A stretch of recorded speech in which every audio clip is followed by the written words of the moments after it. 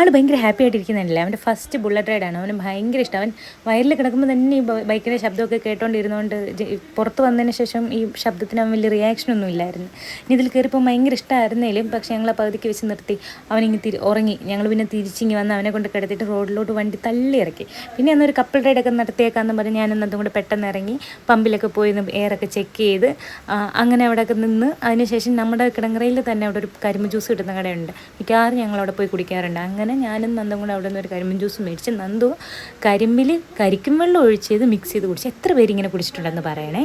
അങ്ങനെ അതിന് ശേഷം ഞങ്ങൾ രണ്ടും അങ്ങനെ മിക്സ് ചെയ്തൊക്കെ കുടിച്ചതിന് ശേഷം തിരിച്ച് ഞങ്ങൾ വീട്ടിൽ പോകാമെന്ന് വെച്ച്. അങ്ങനെ പോയപ്പോഴാണ് കിടങ്ങറ പാലത്തിന് താഴെ കൂടെ രണ്ടാം പാലത്തിന് താഴെ കൂടെ ഒരു വഴിയുണ്ട്. ആ വഴി അങ്ങനെ പോയാൽ എൻ്റെ വീടിൻ്റെ പുറകിൽ കൂടെ ചെന്ന് അങ്ങനെ മെയിൻ റോഡിൽ കയറാമെന്നാണ് എൻ്റെ ഒരു നിഗമനമല്ല. അങ്ങനെ ഞാൻ പോയിട്ടുണ്ട്. പക്ഷേ കഴിഞ്ഞ വർഷം ഈ വഴി ഇങ്ങനെയും അല്ലായിരുന്നു. ഇപ്പോൾ കുറച്ചുകൂടെ ഒന്ന് ഒരു മെറ്റലൊക്കെ ഇട്ട് മെച്ചപ്പെടുത്തിയിട്ടുണ്ട്.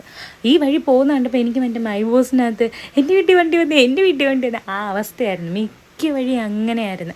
പകുതിയും കാൽനടപ്പാത പോലെയായിരുന്നു. നടന്നു പോകേണ്ട വഴികളാണെന്ന് തോന്നുന്നു. എനിക്ക് അറിഞ്ഞുകൂടാ. ഞങ്ങളെങ്ങനെയോ കഷ്ടപ്പെട്ട് ചിലപ്പം വണ്ടി പോവുമായിരിക്കും.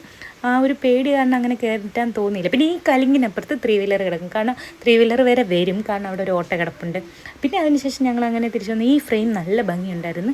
പക്ഷെ ഫോട്ടോ എടുക്കാനുള്ള കോലവും സാഹചര്യമൊന്നും അല്ലാത്തതുകൊണ്ട് ഞങ്ങൾ തിരിച്ചു വന്നു. അങ്ങനെ കറങ്ങി ഞങ്ങൾ നേരെ വീട്ടിലെത്തി. ഈ വെള്ളം ഇങ്ങനെ കലങ്ങി കിടക്കുന്നത് അവിടെ റോഡിൽ പണി നടക്കുന്നതുകൊണ്ടാണ്. അപ്പോൾ അത്രയേ ഉള്ളൂ. ബൈ.